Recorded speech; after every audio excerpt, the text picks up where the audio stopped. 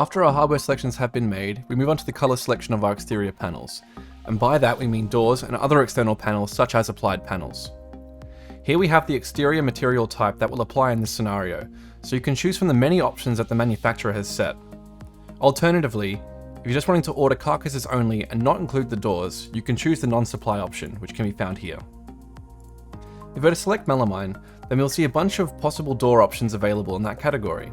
Then if we were to select veneer, for example, we will see a bunch of different door and drawer style options available, which gives a lot of creative control over the job that you're doing. Going back to our melamine, we're going to run with a Polytech color.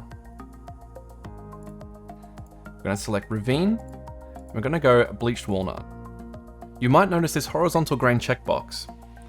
This basically means that it is a material whose pattern has a grain or directional element about it.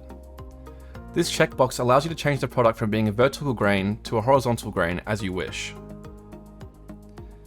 Now, after our exterior color, we can also select our exterior edge color as well, which can come in handy in the case that you need to go down the route of having an edge strip that is a different color to your board material.